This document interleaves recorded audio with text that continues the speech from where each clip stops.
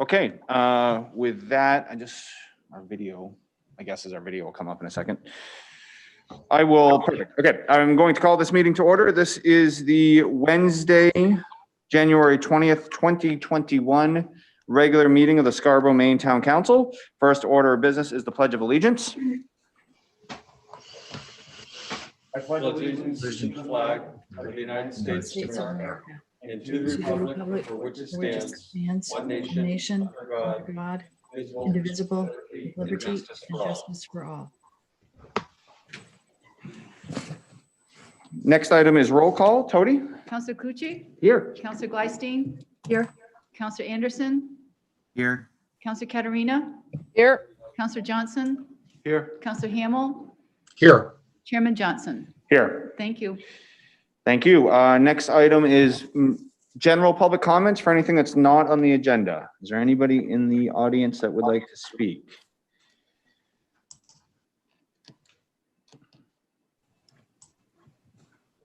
Okay, seeing none. Item number 5 is approval of the minutes from the January 6, 2021 Town Council meeting. Do I have So moved. Second. discussion? Okay, Tody?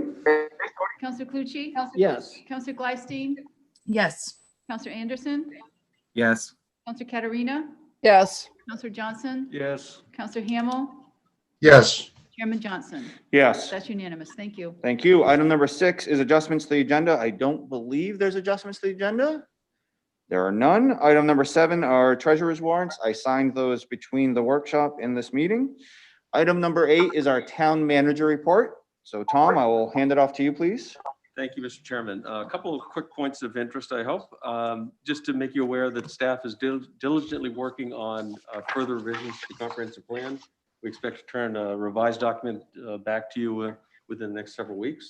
That work's going well. We also continue to support the growth management ordinance discussions that the ordinance committee is having. We're interested in bringing that to you kind of right on the heels or concurrently with the comp plan revisions as well. The ad hoc committees are up and running. Downtown group has actually met twice already. In addition, a site tour. And the Charter Review Committee organized itself and meets again for the second time next week. I must congratulate the council based on my humble assessment. We have really 2 stellar committees. Excellent job in terms of committee selection. So, that's going to make our work that much easier. So very excited about the process and the product that's going to fall out of both of those groups. To give you an update on the vaccination efforts, as the council and the public perhaps is aware, Scarborough Fire and EMS is one of 3 providers in Cumberland County providing vaccinations to the first responders. This is police, fire, dispatch, and EMS, of course. When I wrote this, we've actually administered about 240 doses. Tonight, there was another clinic. There'll be another 100 doses administered this evening. I would note that on occasion, there are a few extra doses that we can't fill. And from direction from CDC, we actually want to make sure those don't go to waste. So we have actually, as of tonight, I think our town clerk was one of the people. We have been vaccinating some of our folks, public-facing positions on the front line, and we'll continue to do that as the opportunity presents itself. So very pleased that we're starting to make some inroads. I think we're really experiencing the supply challenge that's nationwide at this point, maybe worldwide. We continue to have the capacity to provide more vaccinations if we had more supply. So effectively tonight, I'm advised that we'll get through the 1A priority and move to the 1B. I can't describe to you what everything is in 1B. In fact, it might still be being sorted out, frankly. But we'll continue to act in a vaccination capacity, administration capacity through this entirety of the first priority of first responders. So very pleased to be part of that, and it's not putting any undue stress or challenges on staff. A good segue, I want to mention the fact that I worked with council leadership and I'd asked the council to hold a special meeting next week for the express purpose really of considering a mass gathering permit. Maine Health has approached Scarborough Downs and is interested in staging a major vaccination clinic. This would be one of just a handful statewide. I think this is a nationwide effort, but in Maine, this is an ideal location given its proximity to the population centers. And staff has encouraged this process to go through our mass gathering process. It's a little different than most of those, but it does really fit well into the sorts of questions and the rigors that process requires. The application has been received, is very complete, and we expect by the end of the week, we'll be in a position to complete the staff review and recommend approval. So to that end, time is of the essence, of course. So I do recommend that we have a special meeting next Tuesday. That's January 26th at 7. And again, it'll be single item agenda to consider that granting that mass gathering permit. Just to be efficient with your time, I'd also recommend that we have a workshop either before or after that regular meeting. I'd suggest before. There has been a project that's come forward. Vesta Housing is interested in presenting a concept they have to build senior affordable housing on the former public safety building site. And that's something that we want to make sure the council hears early in the process and provides feedback and input on before they get too far down the road. So again, working with council leadership, I'll look to arrange those two things next week to really kind of keep your agenda moving, and let's not get bogged down at this point. So with that, Mr. Chairman, I'm available for questions. Thank you. I don't want to hijack your report, but just to add to the last part, Please. one thing I think we'll make it completely virtual since it is a one item agenda. So let's plan on it being virtual, even with a workshop. And just some background on why the workshop is happening now. It's my understanding is they have approached the planning board. So what we are trying to do is, again, this is a step 0 workshop. It's not, but it's one of those, Councilor Johnson has vocalized in the past, and I think a lot of us agree with him. There's a level of frustration when something gets completely through with the planning board and then we see it. So this is a step 0 workshop specifically to just help us process something before we feel a pressure of something being completed by the planning board. Yeah.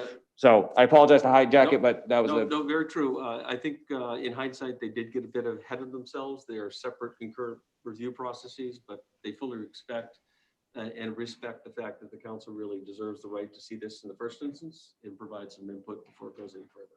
So we'll say 6 o'clock start time for the workshop, 7 o'clock for the single item agenda, and it will be virtual only next Tuesday. Terrific. Thank Okay. you. Councilor Gleisteen. Yeah, it doesn't really sound like there's time, but I remember with the Jocelyn project, is there a way that the Housing Alliance can have this put in front of them? Probably not before Tuesday, but where we could get some. Certainly, yeah, they'll be very interested in taking the matter up. You're right, I think timing would not allow for them to have input before Tuesday, but I suspect there'll be multiple conversations in front of council. So I might suggest that they tune in and learn about the project there, and then we can take that up at their next meeting. And so affordable housing, they are typically asking for a CEA and a TIF, and maybe the meeting will be about that, but since we have that policy in place, it's not specifically for affordable housing, but it's for anything at this point. Is that something that you've approached them about, starting that process if they're going to request a CEA? Yes, there's no question in my mind that that's part of what they want to approach you about. I think we've all learned a lot through the Jocelyn Place discussion, is just to help you recall, more so than the bottom line, the points in accessing the federal tax credit programs are really the goal, what they're shooting for. And so that's no different with this project than the Jocelyn Place project. So the fundamentals are the same. There's a number of different approaches. Again, we've learned a lot from the Jocelyn Place, and I think we have the opportunity to shape this in a direction that the council prefers, if there is one. So my hope is that they can present the project and there can perhaps be some discussion, really, because you're so far along. Many of you aren't experts, but you're certainly conversant in all the relevant discussion points on the issue. But I guess my question is we are thinking they will complete the CEA application process from the financial policy that we put it in. I personally have not had that conversation with them. Wouldn't this project be, I mean, wasn't the policy specific for economic CEAs? Is that correct? I don't want to derail a conversation, but So it wasn't.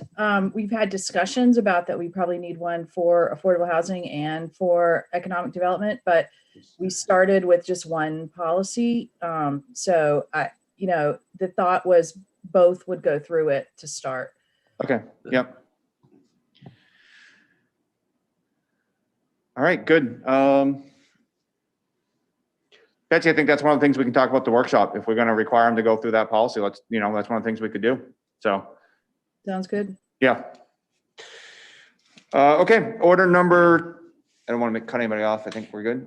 Okay, order number 21003. 7 PM public hearing only on the proposed amendments to chapter 303, the town of Scarborough personnel ordinance, section 507, vacation, and adding 508 earned paid leave for part-time employees. I'm not going to bring Liam in. I think he did a good job of explaining it last week, and this is a public hearing only. So with that, any members of the public? I do not see any, so I will close the public hearing.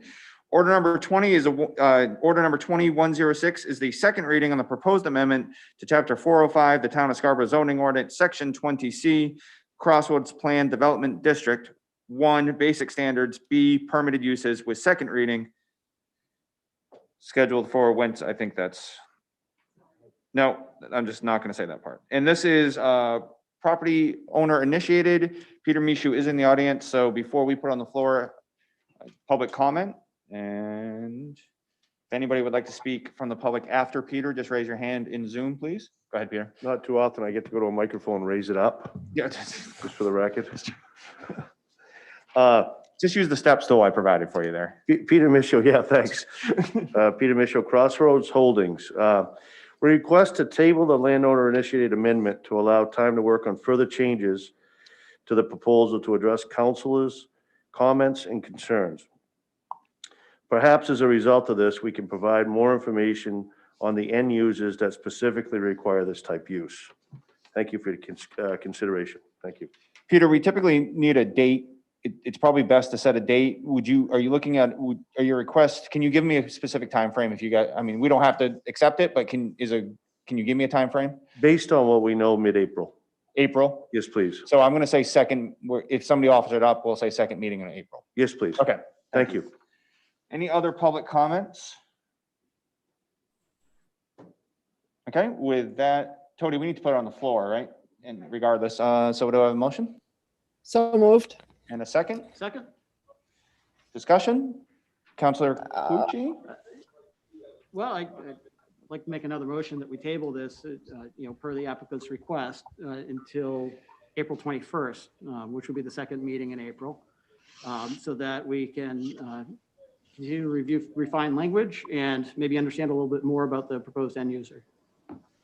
Is there a second? I'd second that. I'll second that. Okay, Tony? Counselor Cucci? Yes. Counselor Glystein? Yes. Counselor Anderson?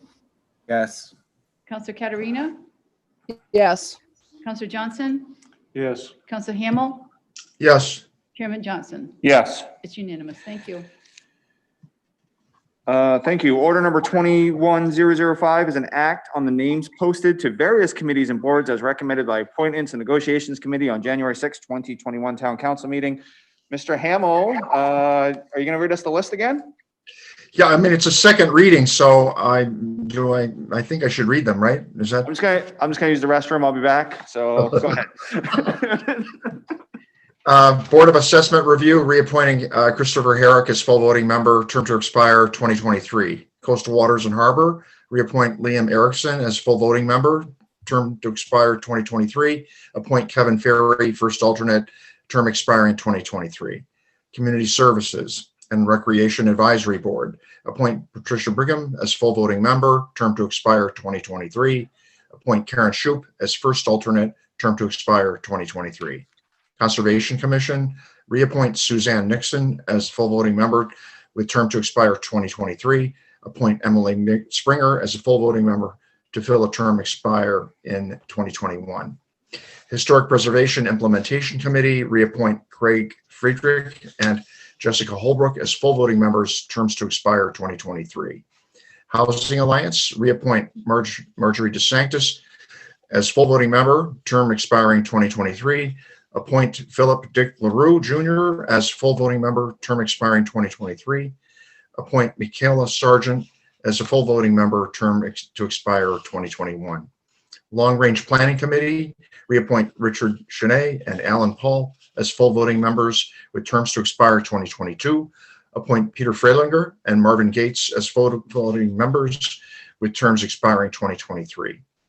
Parks and Recreation Land Board, reappoint Sean Flaherty, Richard Murphy, and Jane Palmer as full voting members with all terms expiring 2023.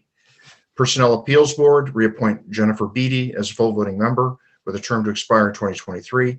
Appoint Denise Smith as a full voting member, term to expire 2023. And Peter Freilinger as first alternate, term expiring 2023. Planning Board, reappoint Roger Bealey as a full voting member to term expiring 2023, and Rick DePiri as first alternate with term to expire 2023. Move Rick Meinking from second alternate to full voting member, term expiring 2022. Appoint Russell Scudder, second alternate, term expiring 2021. Page 2. Senior Advisory Board, reappoint Anne Marie Bailey and Kenneth Simons as full voting members, term to expire 2023. Move Denise Smith from first alternate to full voting member, term expiring 2023. Appoint Alan Foster as first alternate, term expiring 2021. Shellfish Conservation Commission, reappoint Will Hamill and Nate Orff as full voting members with terms expiring 2023. Appoint Robert Willett as full voting member, term expiring 2023. Appoint Noah Nygren as first alternate, term expiring 2022. Sustainability Committee, reappoint J. Anton Bodor as full voting member, term to expire 2023. Move Ronald Allen from first alternate to full voting member, term expiring 2021. Transportation Committee, move Katie Fellows from first alternate to full voting member, term expiring 2023. And we're still waiting for a nomination from the Long Range Planning Committee. Zoning Board of Appeals, reappoint Rudy Karen as full voting member, term expiring 2023.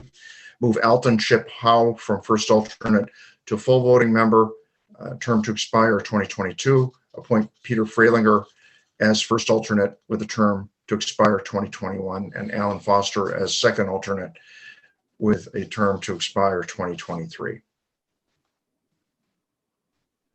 And there is one posting I'd like to mention, that the planning board has recommended Rachel Hendrickson to serve as the planning board representative on the Long Range Planning Committee. Thank you, sir. Thank you. Do I have a second? So moved. And any discussion? Second, or whatever I'm doing. Any discussion? No, my quick comment is, Mr. Hamill and the Appointments Negotiation Committee, I know you guys have put in considerable time in the last couple of weeks, so we thank you for it. I think well-staffed committees are important, even though we don't necessarily see and hear their work every day. I appreciate, Dawn, particularly your commitment to keep these committees full of enthusiastic members. So. Thank you. And I'd like to add to that, Tom Hall, Liam Gallagher, and Tody Justice, who really, were very active participants through it all. Thank you. Thank you. Tody Justice, would you like to take the vote, please? Counselor Clucci? Yes. Counselor Gleifstein? Yes. Counselor Anderson? Yes. Counselor Katarina? Yes. Counselor Johnson? Yes. Counselor Hamel? Yes. Chairman Johnson? Yes. It's unanimous. Thank you. Thank you. We are now on to new business order number 21006. It's the first reading and schedule a public hearing on the proposed amendments to chapter 302, the town council's rules and procedures, subsection 203.0D3, 3 members to rules and policy committee. Betsy, would you like to tell us what this is about?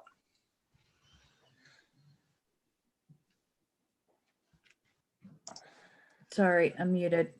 It's okay. Am I good now? Yep, you're good.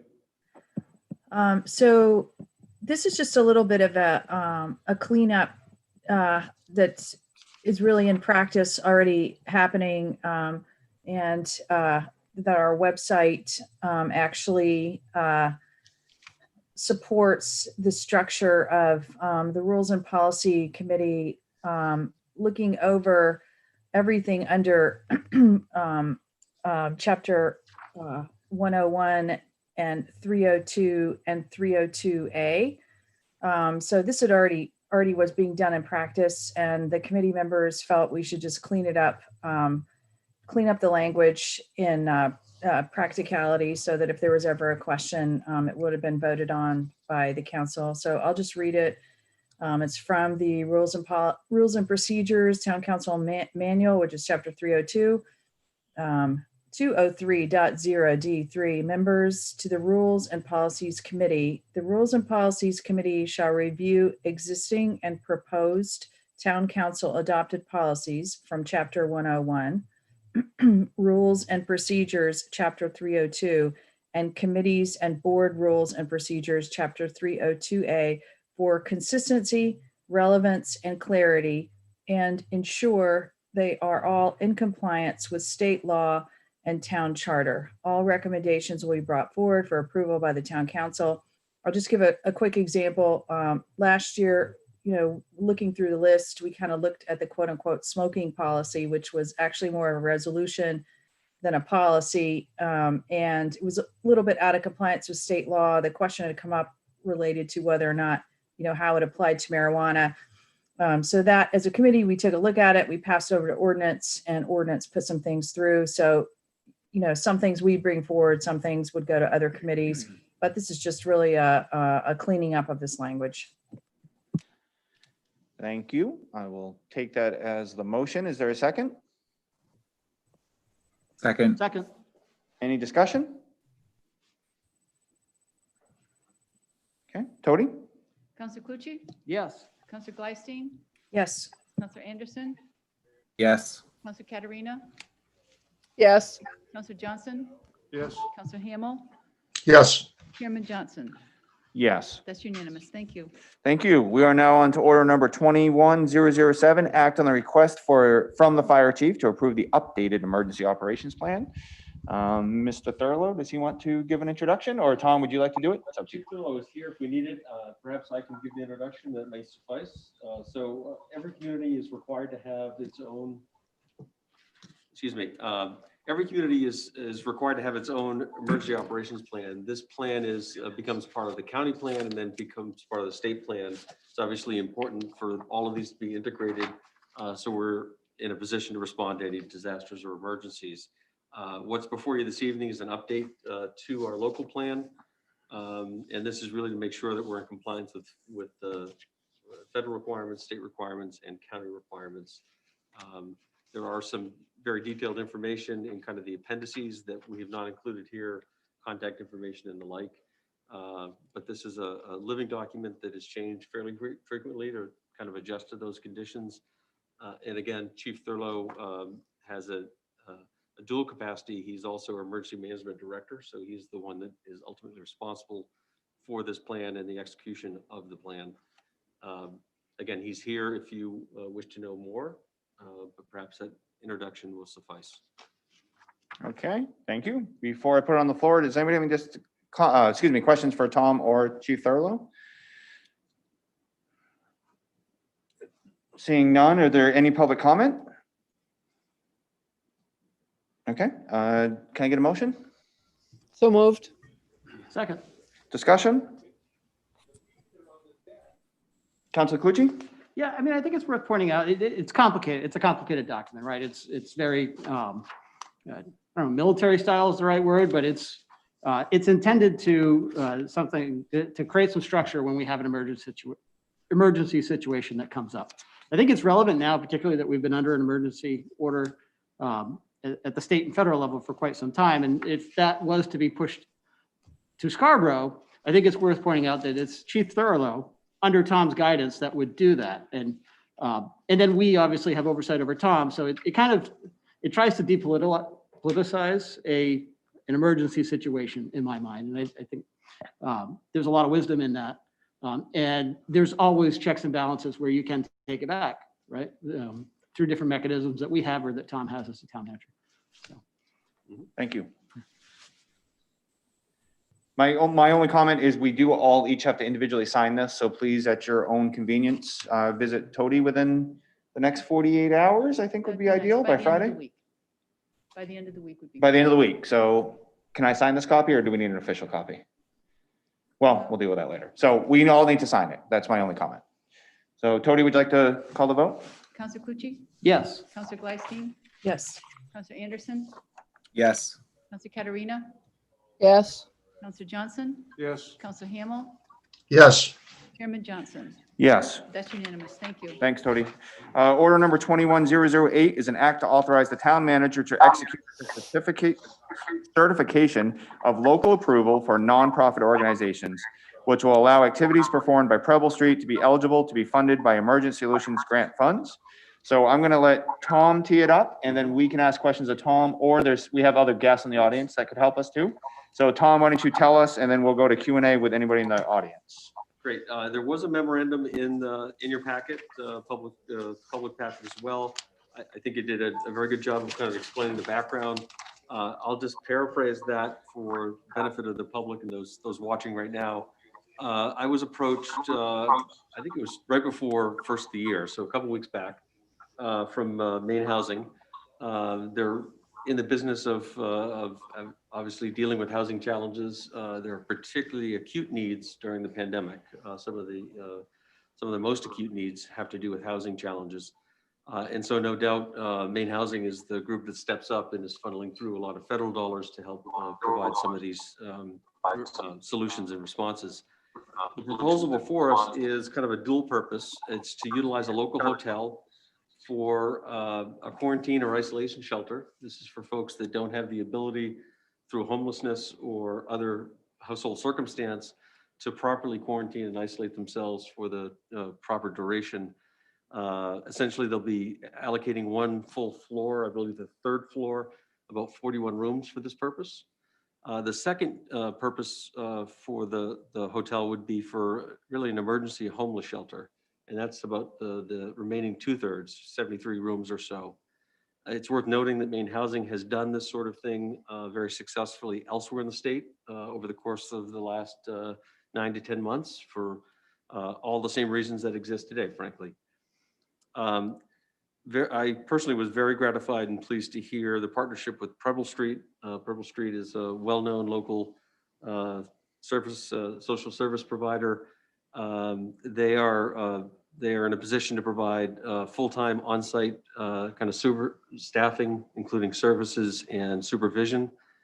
I'd characterize the sort of services that they're able to offer as almost wraparound services. These are kind of the fairly full suite of social services. And certainly we shouldn't gloss over the fact of good warm shelter and provision of 3 meals a day as well. The emergency shelter portion really is focused on the challenge we have in Maine this time of year with the winter months. And so that use really is focused to extend through April or so, and perhaps some of our guests can fill in some details further. Whereas the quarantine needs may well linger longer. It will really depend on how the pandemic continues in our community and whether that need exists. My assessment is it's likely to exist, past the spring and into the summer perhaps, but time will tell. All of this is done really through a variety of federal funds that Maine Housing is kind of piecing together. I believe they generally come through HUD, through Housing and Urban Development, and also FEMA funds. And in particular, the issue that's in front of us really has to do with them accessing the so-called Emergency Solutions Grant. And for them to do so, they need a certificate of local approval. And that's exactly the action that's in front of you. I suspect there are a number of questions. We do have guests with us this evening from Maine Housing. We have Denise Lord and Steve McDermott. On Preble Street, I believe we have Mark Swan, Henry Meyer, and Daniela Cameron. Also, I think Councillor Anderson inquired about what are Scarborough experiences with homelessness, and Chief Moulton is here to the extent that you wish to hear from him in that regard as well. So I would ask the chairman if the council is willing to permit those folks to come into the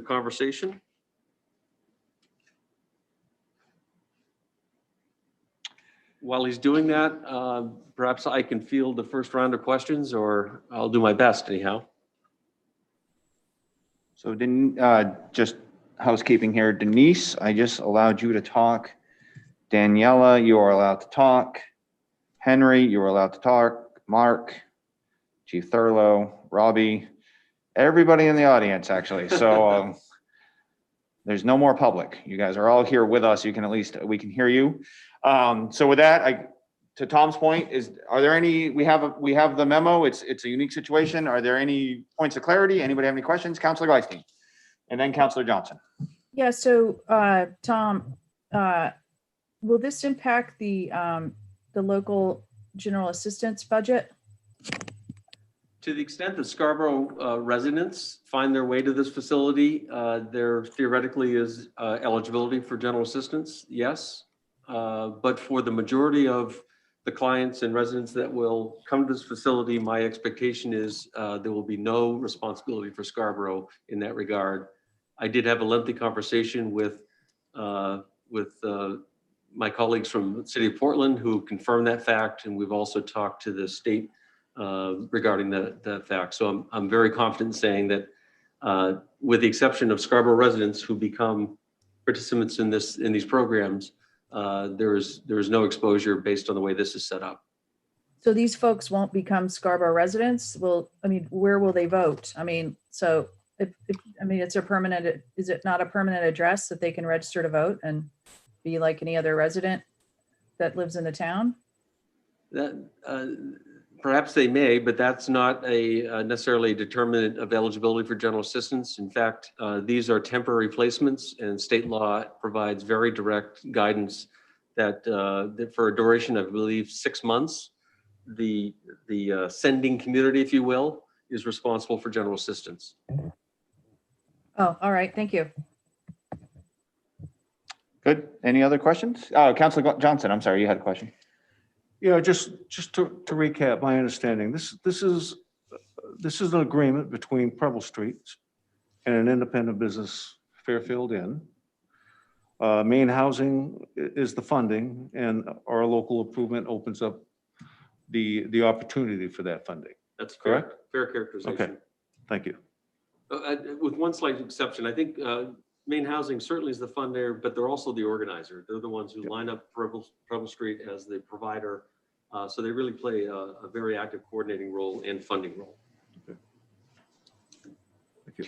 That was a good synopsis. Thank you. Any others? Counselor Gleising? And so, I think this was already asked, but it wasn't asked publicly. But probably some folks would want to know. So Fairfield, I think, is owned by a Marriott Corporation or something like that. So there'll be no change in their status of paying full property taxes on this hotel that they own. Is that correct? I don't expect that this temporary use will have any bearing on their tax status. In fact, I believe a lease arrangement will be in place, and so there'll be compensation provided to them.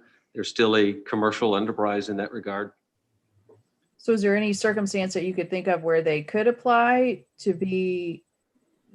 have the property be nonprofit? And is that, so what's happening, I guess, to other towns in Bangor? They're still being paid, the property tax is still being paid by the owner and other Yes. towns? Yeah, I outside of change of ownership to a qualified tax exempt entity, I cannot envision any circumstance whereby that tax status would change. Okay, and I had one last question. So is this, what we're voting on tonight, is this open-ended, or is this something that we could set a date on in terms of a date to revisit it, where we would reauthorize type thing? Or is this typically something that is just open-ended?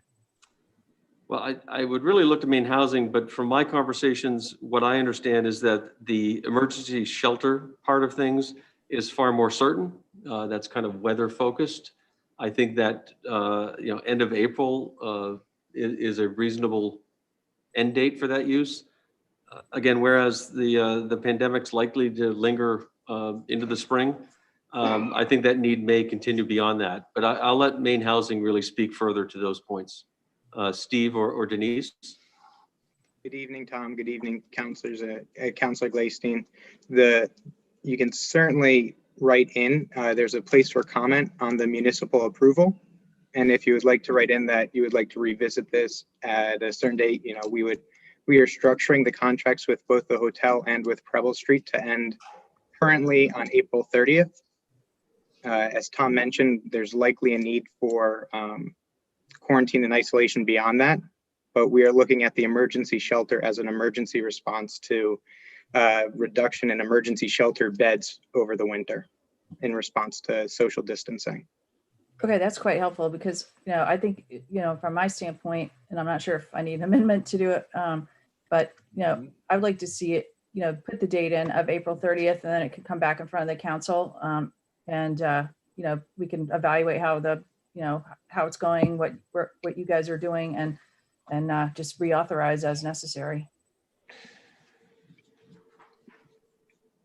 Yeah, good. And let's save that for discussion because I want to add to that, Betsy. So we'll save that once it's on the table or on the floor, excuse me. Any other questions before I accept the motion? Counselor Anderson?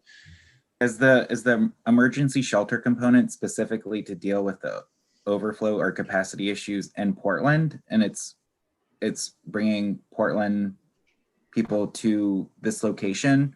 Or again, is this going to be something that's going to service the region if there's need in other towns or locally that we need to put people in? And then just the second question is, again, Tom, thanks for inviting Chief Moulton or whoever can answer the question, but can somebody kind of share a little bit of what we're seeing right now in Scarborough in terms of homelessness? Because I know it was a growing issue and I don't know what the current status is or if we've seen things change since then. So Steve, I think I'm going to ask you to answer the first part of it, Counselor Anderson's question, and then Robbie, you can answer the second part. Sounds great. Counselor Anderson, so while the project is set up with a referral source from the city of Portland, they certainly serve individuals from the region.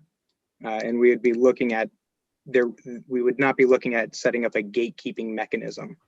We would be setting up a referral mechanism to ensure that we're tracking where individuals are coming from and that we have the appropriate tools in place to provide support to them, but it's not limited to that municipality. Thank you, sir. Chief Moulton, are you there? Sorry, I can't see everybody. Yes, I am. Thanks, Robbie. The second part of Counselor Anderson's question? Sure. I'm relying on information from Lauren. She's really the one that's been out there stomping the bush and dealing with these folks. She basically tells me that we've got about 5 different buckets, if you will, of situations where people end up homeless.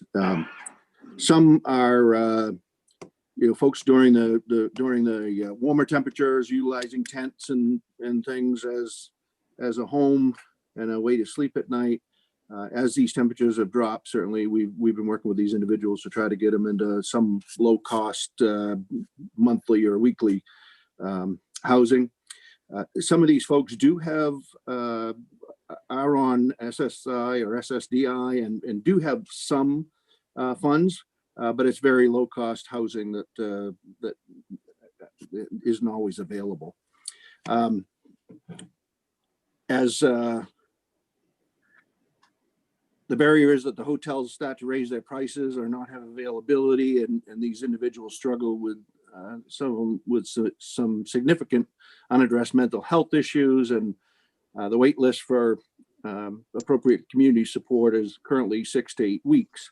And so these folks are in this place where they have no place to go. Then we have some individuals who've been found living in abandoned properties and homes. And in some of these situations, we've been asked to trespass the individuals by the owners of the property. And we have done that. But in some of these situations, we've had a couple of different factors. One is that in some of the shelters now, like Oxford Street Shelter, because of COVID, people can't go there unless they've been there before. So somebody that's in that situation and suddenly finds themselves homeless, they can't go to the shelter because they haven't been there before. And she says additionally, you have some people that have done, like one individual that she was dealing with had abused Portland GA vouchers in the past. And so therefore, our GA unable to help them for 120 days. So there's an overlap there. And then we have individuals who have been wanting to leave domestic violence situations. And we've had a couple of these cases, and the barrier becomes that often the domestic violence shelters are full. And the advocates have stated that they do not have funding to put individuals up in a hotel. Again, they can't go to in some cases, they can't go to the shelter at Oxford Street because they haven't been there before. So again, there's a time lapse there where they have no other means. We do currently have some individuals who are living outside in tents. At this point, they don't wish to have access to shelter or other resources. A few of these tents are out behind Martin's, and Lauren's been dealing with some of those individuals. And then there have been some that have suddenly lost employment or housing, or find that they can no longer afford where they're staying. And in those situations, we're looking to explore other possibilities that are more financially reasonable and explore what assistance Scrabble GA can help with. The other piece that Lauren gave me was that what she's finding in Scarborough is that individuals are struggling getting general assistance for a couple of reasons. Apparently GA can only pay $218 for an individual per week. And in Scarborough area with our rentals and hotels, motels, that's just not doable. So they are looking in other areas, South Portland, Saco, Biddeford, so forth. But then when they run into that situation, they're no longer come under our GA, so they're needing to deal with the GA in those other communities. And then again, the Oxford Street situation, Oxford Street shelter situation, where somebody hasn't been there before, now can't go because of COVID, has caused some real issues for folks. And in those cases, they apply. A lot of them fly to Portland for a GA voucher, and they're not allowed to do that. They seek services from us, and since that's not where they're living, it just becomes very confusing, and oftentimes they're in the wrong place at the wrong time all the time, if that makes any sense. Chief Mullen, just for clarification for those listening at home, Lauren is our social service navigator, correct? I just wanted to make She sure. is. Yeah, Absolutely. Yep. just want to make sure everybody knew what you were referencing. That's all. Yes. Councilor Gleisteen? Yeah, so it just, based on that was very helpful. So Tom, was I understanding where we're saying after 120 days of living here, then folks would be considered eligible for GA in Scarborough? I just, the budget is the budget. We just have to make sure we can handle it. I'm just trying to pick up on that. And it was kind of poignant the way Chief Moulton explained. Sometimes you just keep bouncing around the wrong place and you end up eligible for nothing. So I'm just trying to clarify that. I might be able to answer that. Okay, I think go when ahead. Thank you. I think when I spoke of the 120 days, it was a situation where somebody had misused GA funds in Portland, and apparently there must be some collaboration there, and because of that, Scarborough General Assistance was unable to provide anything for 120 days. There was I don't want to say a penalty, but because of the misuse, they had to wait 120 days to seek it from us. To your point, Councilor Gleisner, it's my clear understanding that in this instance, because it is a temporary placement, there's 6 months that the sending community is responsible for those benefits. In the event that permanent housing is placed, there's a 30-day obligation. So it's a much, much shorter time frame. And I'm quite confident from everything I've heard from Maine Housing that at least the emergency homeless shelter component will certainly be wrapped up within a 6-month time frame. And that's the 1/3 versus the 2/3 housing, or was the other part the 2/3 and the 1/3? I'm sorry. I believe it's the 2/3, 71 rooms. Okay. Council Anderson? Yeah, so if this happens and there's young children, will those children be going to Scarborough schools temporarily, or how does that work? And is this something that would need to be coordinated with the school board? I'll jump in. Please. This hotel is being structured for adult singles, so there will not be families at the hotel. Great, thank you. Good questions. Any others? Okay, I will accept, thank you, everybody that answered all those questions. Thank you. I'll accept a motion now. So moved. Second. Any discussion? Council Cucci? Yeah, I just wanted to thank Purple Street for, pursuing their mission in this way. I think it's a way to lift people out of a hardship, right? And the supports that they're able to provide are so much more robust than us sending somebody to a hotel on GA. All right, they're able to try to help them get back on their feet. And to me, homelessness is a regional issue. All right, because those services are provided in Portland, they tend to be a magnet for these people, but they very well might be people who were from or came from Scarborough.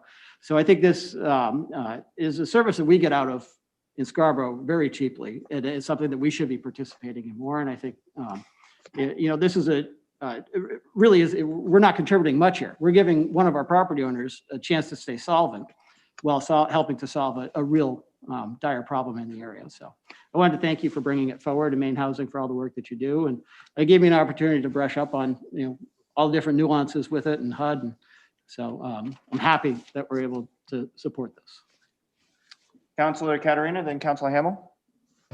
Yes, I'm going to piggyback off from Councilor Clucci's comments. Those are great comments, John, and I thank you for them. And I also thank Preble Street. And, I would just want to remind folks who may be listening that our neighbors are our responsibility. I mean, it's just the way it is in a society.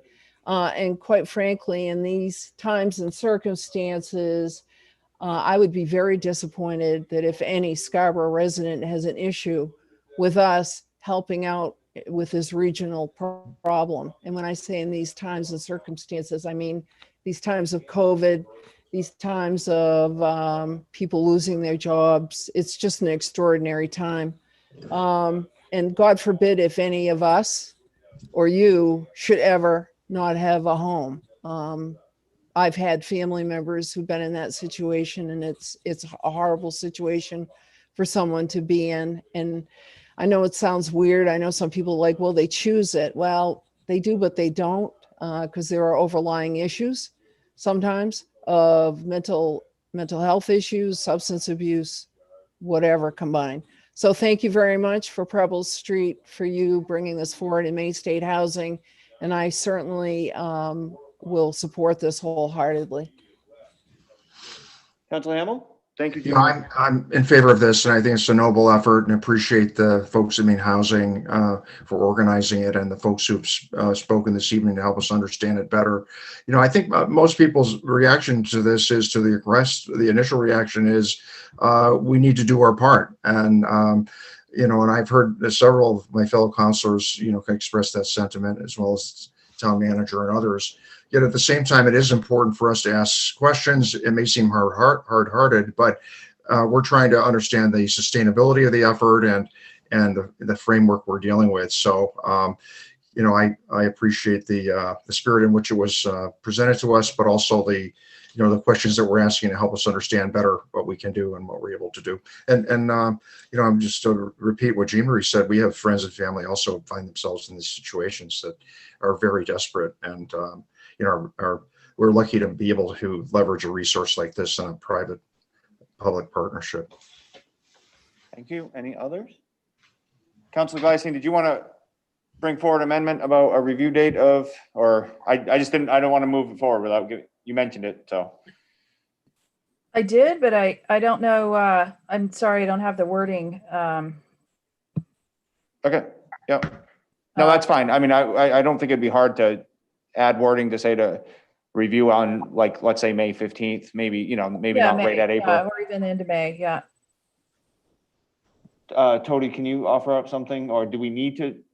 Yeah, Well, we could do this a couple of ways. If you could authorize me to execute this, and such authorization to expire on a date certain, that would be very clear, sever to the authorization. The other one would be a little softer approach that I fully understand and appreciate the interest that perhaps we report back into you by a certain date and revisit it then. You could withdraw your authorization at that point. So I think there's a number of ways to approach it if you wished.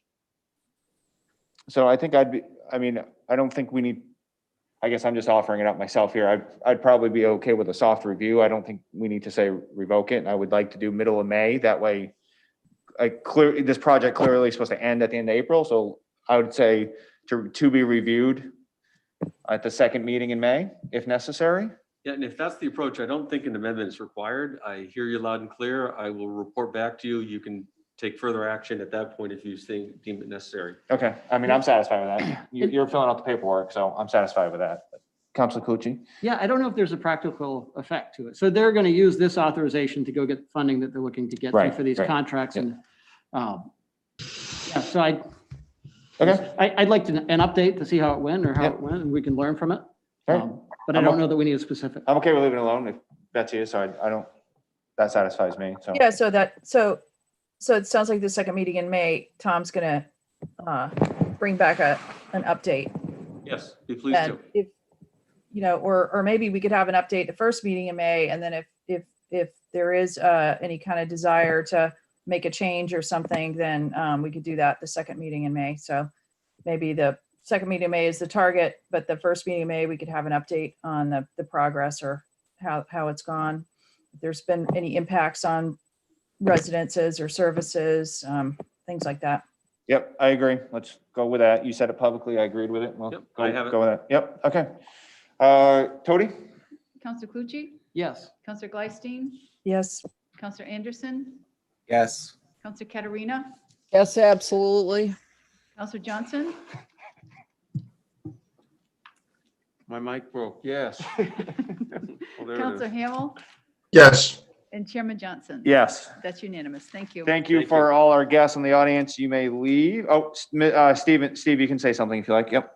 I just wanted to express my gratitude to the council and to Tom for all of his work in getting us to this point. We appreciate everybody's, the sentiments expressed, and we will be happy to provide whatever updates we can and are desired by the council. Thank you, sir. We appreciate you guys producing the memo and making it pretty clear to understand. So thank you.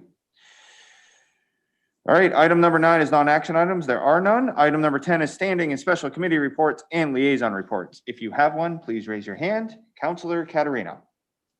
Just an update, ordinance tomorrow, 4:00. We will be meeting with a small group of developers just to get input on and feedback and whatever on the growth management ordinance. And also long-range planning is meeting at 8:00. Yes, this Friday. Sorry, I had to double check because I know they'd moved it. We are starting reviews of the comprehensive plan revisions. So that's it for me. Thank you. Any others? Counselor Clucci. John and I can tag team on the downtown committee, but I'll give a brief update. We've had 3 get-togethers now, two meetings and a site visit with the Downs. It's got a great group. They're really starting to build some momentum. They're going to start talking about subcommittees, what kind of structure they want to have at their next meeting. With the site visit, I actually got to get a tour of the grandstand, which they're really starting to spiff up right now. I'm excited to see it. They're fixing the leaks, and so they're hopefully going to breathe some new life into that building for a little bit. And on the finance committee side, we're going to have a meeting next Wednesday afternoon at 4. We're going to start talking about budget timelines and agenda. I know we just got done, but we're getting started already. So if you have any thoughts on those topics, feel free to reach out. That's all I have. Thank you. Any others? Counselor Hamel. Yeah, I just want to give a quick update on our ability to get the Coastal Waters and Harbor Committee, as well as the Shellfish Conservation committee back together. They had difficulties with meeting regularly, so I'm pleased to say that we were able to get them going again last night with, with Tody's help and persistence. So, and they elected Mike Slavin as chair and Vinnie Clow as vice chair and Liam Erickson as secretary for the Coastal Waters Committee. And the Shellfish Committee will have election of officers in next month's meeting. So, and Randy Richardson also attended and was helpful. So thanks to everybody who helped with that. Councilor Hamel, Paul just had to step away. Do you want to take over responsibility of running the meeting as vice chair? Okay, I'll be right there. Bye-bye. My house. Yeah, I'd be happy to do that. Is that asking for a motion to adjourn? Go ahead. Wait, Betsy, go ahead. The Housing Alliance is working through I guess it's the first sale, Tom, of one of the affordable housing units.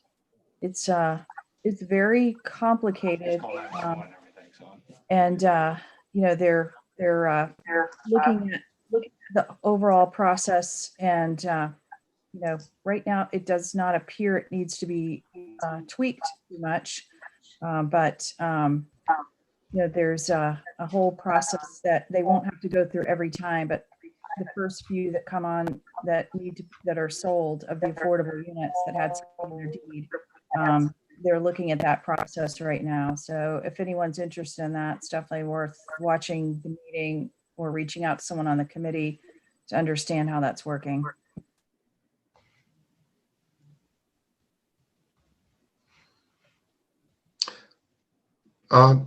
Any other comments or committee reports, liaison reports? Seeing none, then we'll ask for any council members' comments here toward the end of the meeting. Anyone like to chime in? Very well. So look for a motion to adjourn. So moved. Second. And a second. Did I miss the second? Got it. Mr. Clucci, I think. Thank you. Thanks very much. So I'll take the roll. Councilor Gleistein, Yes. Councilor Anderson, Yes. Councilor Katarina, Yes. Councilor Clucci, Yes. and Councilor Ken Johnson. Yes. And did I miss anybody? No. Okay, that's unanimous -1. So meeting adjourned. Thanks very much. Thank everyone. you.